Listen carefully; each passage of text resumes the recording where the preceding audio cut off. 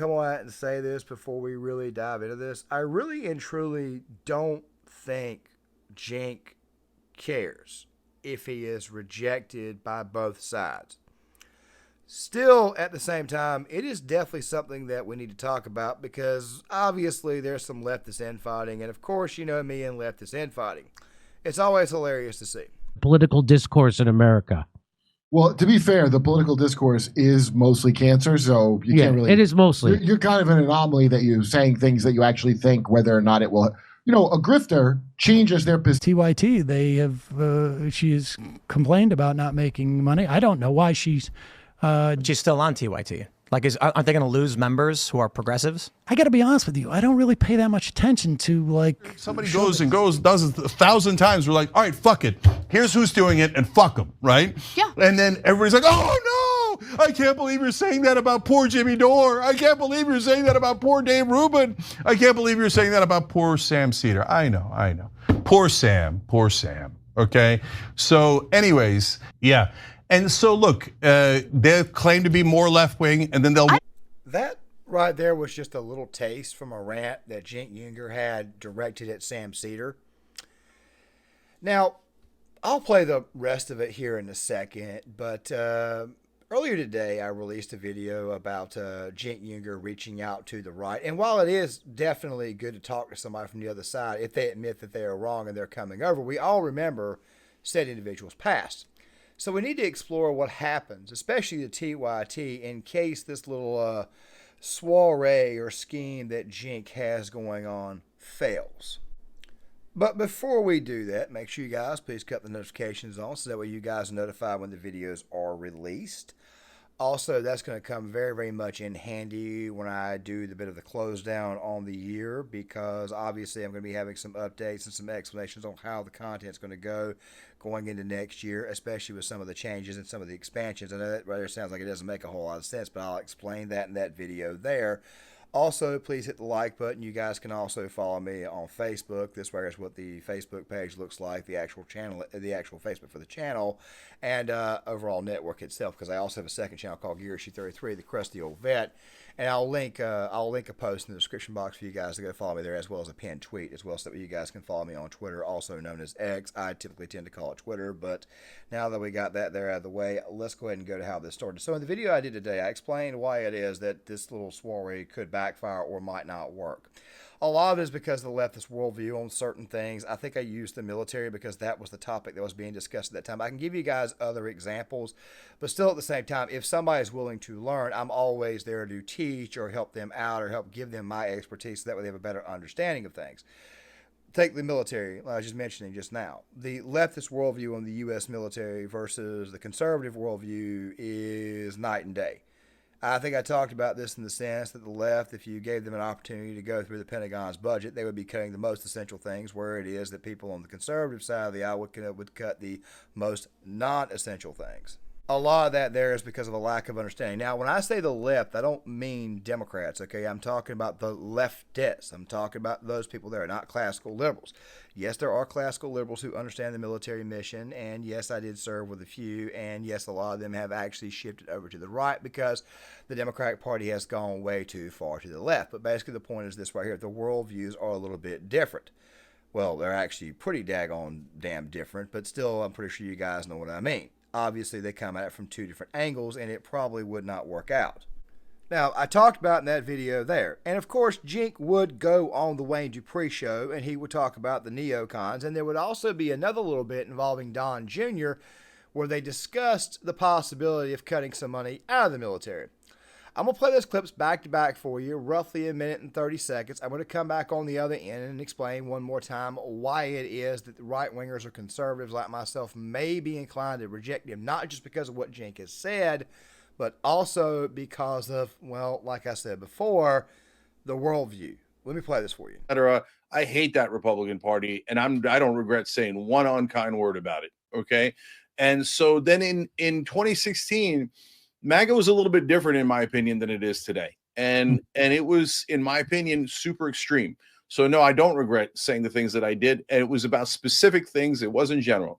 But at the same time, the yes part is, after 2020, I said that, hey, I don't even want to talk to Trump voters. Like, I'm not interested. I think remember it's that. nonsense. I think it's crazy.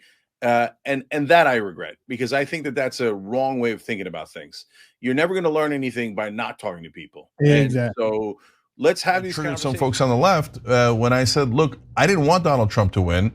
I fought super hard against it because he's that bull in a china shop, and I'm worried about some parts of that china shop, like our Constitution, our democracy, etc. But I am weirdly optimistic and hopeful now after the election, not because I'm happy that Trump won, but because the establishment is defeated. And the establishment is immovable. As And a they former neocon myself, who, by the way, was very, very much on the topic of overspending on U.S. defense, I'm here to tell you guys right now that there is a better way of doing things. I am pro the military-industrial complex, except I'm not pro its current usage, how it's being used. There's some things that Cenk has said that actually made a lot of sense, ending certain little government programs, certain types of payments, the dirty type of stuff, the corrupt type of crap. However, what I'm not in favor of is cutting spending on things that we need, body armor for the troops, our overall R&D section of the military, where of course we're producing more and more weapons to keep us safe, that type of thing there.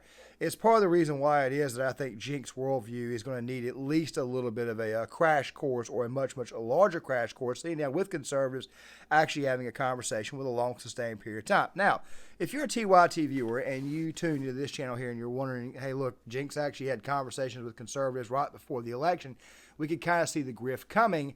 I'm here to tell you guys right now, I've been paying attention as well. I saw the bit that he did with Scott Adams. I saw the bit where he did with conservatives. And to tell you the truth, it's exactly what I've always said. I've always called Cenk a bad actor because of Cenk's antics, especially during debates.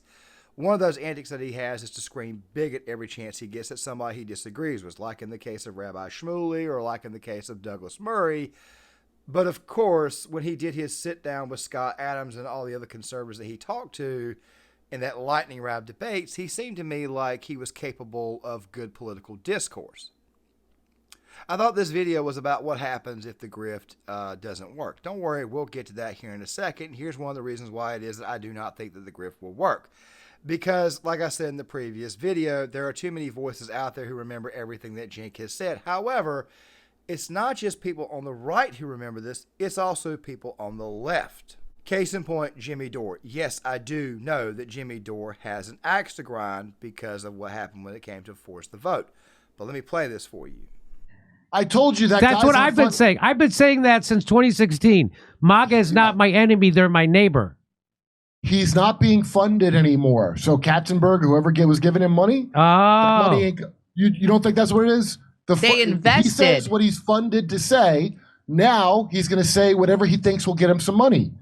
So right? I tweeted out, this unbelievably piece of shit ruined his show by relentlessly lying to his audience about Russiagate and accusing Trump of working for Putin and slandering everyone, including Julian Assange and me, over it. Now that his audience sees through him and he looks like a demented propagandist that he is, he's now trying to sound like me to gain some sort of credibility he lost long ago. He was foaming at the mouth in his enthusiasm for the Ukraine war, the Syrian war, and slandered anti-war journalists in the process. Cenk is a phony and a willing propagandist. Political discourse in America. Well, to be fair, the political discourse is mostly cancer, so you can't really. It is mostly. You're kind of an anomaly that you're saying things that you actually think, whether or not it will. A grifter changes their position. That right there is only a fraction of some of the things that he has said about conservatives and people right of center. Or in the case of Jimmy Dore, somebody who's actually left of Cenk.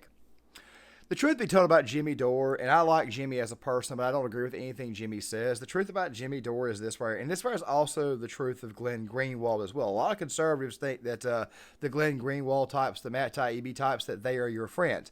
They are not really and truly your friends. I will be explaining that there in a video later on this week. However, the topic that we're going to be discussing in that video there is on the topic of the woke right that James Lindsay has brought up, which of course has already fallen completely and totally on its face, flat on its face, not going anywhere, no traction at all. And I'll explain that, of course, before the end of the week, as I would before I go on Christmas break. As a matter of fact, there will probably be the final video before the actual Christmas video, so make sure you guys stay tuned. And while Jimmy does, in fact, have an axe to grind, he's 100% correct. Political discourse has been ruined by people like Cenk, but also to go on top of that, it really goes back to Jon Stewart when he did that little bit on CNN back in 2004 with Tucker Carlson, I think Paul Begala, I think that was the other guy, had that, well, I'm not going to go into it right now, but I'll probably do a video on that in the near future, especially when I start doing video essays, which was supposed to come out this year, but I'll explain that in Christmas. The point is this right here. Cenk is not liked by the left nowadays either. If anything is a strong indication of that, it goes back to the Sam Cedar comment that I played at the beginning of the previous video, which I will play in full now. Right-wing pundit who joined a liberal network, like Anna Kasparian announcing she's leaving the left, you know what I mean? Or Dave Rubin. I mean, listen, if you want to say that these are like the intellectual pillars of... No, certainly not. I'm saying something's causing an emotional rift that makes people not want to be on the left anymore. Well, I would suggest it's probably cash. I mean, You think like Anna you said, Kasparian wanted money? she said as much as far as I know in the past on TYT. She said she would make more money by being not leftist? I don't know if she said that. But I know that on her show on TYT they have she has complained about not making money. I don't know why she's still on TYT. Like, aren't they going to lose members who are progressives? I got to be honest with you. I don't really pay that much attention to like showbiz. If you reach out to the other side, you will be, guess what? You will be labeled as a traitor to these people. This right here is who the hell the left is. They're extremely tribal. And while Anna Kasparian, for the better part of the last 2 years, has kind of been moving away from the far left, Cenk Uygur has not really moved away from the far left. He's moved somewhat, he's budged a little bit, and I guess the fact that, yeah, they lost to Trump in an overwhelming landslide, or at least an overwhelming landslide for a Republican candidate, because let's be honest, the Electoral College map is there for a reason, obviously to protect us from the votes of much, much larger cities, which is where the vast majority of the left-wingers live at. And seeing how it is that our country's demographics aren't exactly designed for a Republican to win a popular vote, it doesn't surprise anybody that people are viewing this as a massive landslide. Like I said before, if the Republican wins, and I've said this in previous videos, if the Republican wins the election by 500,000 votes, they probably won every single battleground state in the country. That right there is probably the real truth of the situation. A video on the Electoral College may come out in the near future, especially seeing how it is that the third channel that I have planned is a channel on crime, mysteries, and of course there may even be some basic little things like why the Electoral College exists, stuff like that there. Trust me, when you actually look into it, you will thank God every single day if you live in a purple state that blue states do not control the outcome of elections. In some cases, but still. The point is this right here. Now that Cenk has decided to reach out to people on the right, if this grift does not work, he's not going to be viewed as credible by anybody on the left. We'll be talking about another leftist tomorrow. That right there obviously being the one with the pink hair. And we're probably going to be talking about Cenk's nephew on Thursday because the Democratic Party has decided to do exactly what I could not see them doing, but all I'm just going to say is that I'm putting this thumbnail up for a reason so that way you guys can go ahead and see exactly the direction that they're going. But we shall talk about that probably on Thursday.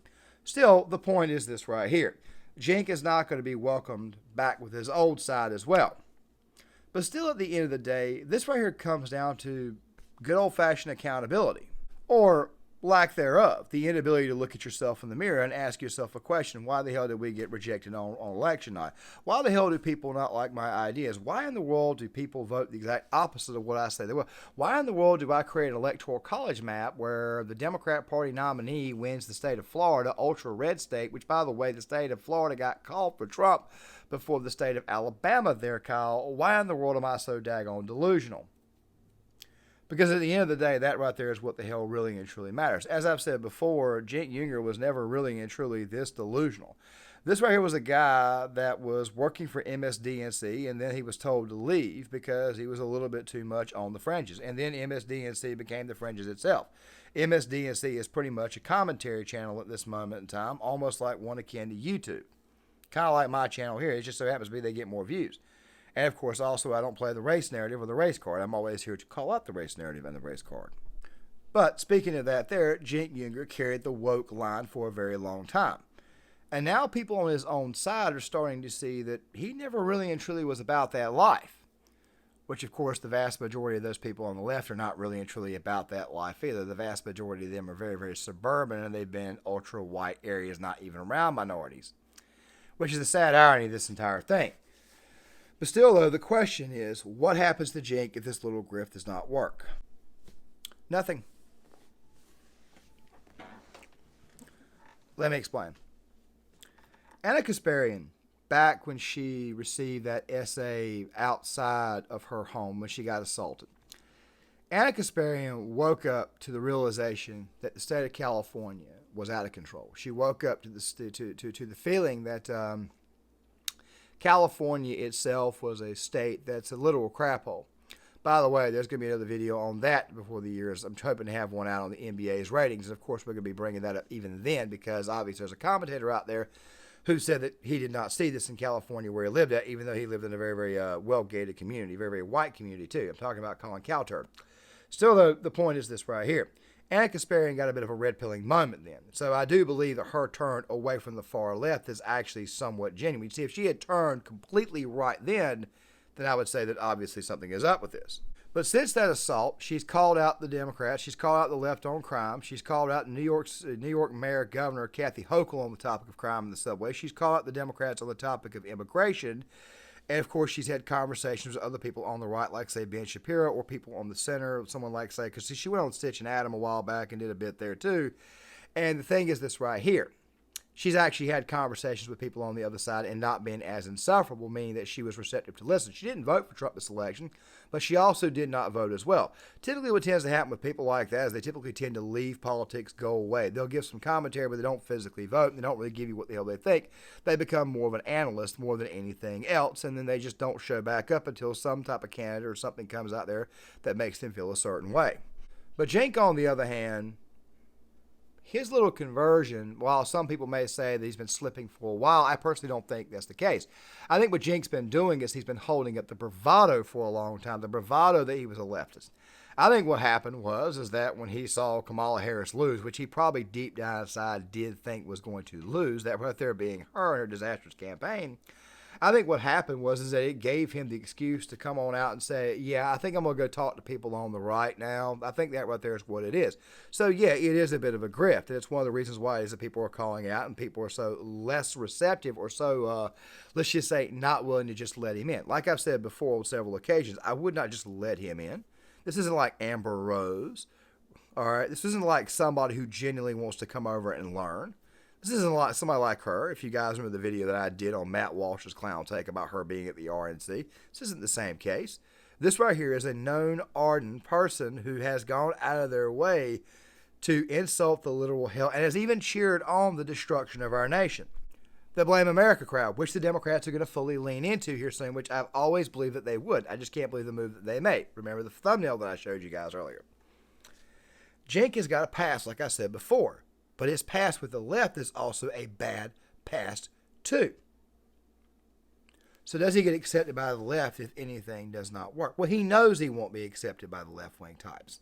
But then again, at the same time, though, he may just go on to being who the hell he is, and he may not change anything at all.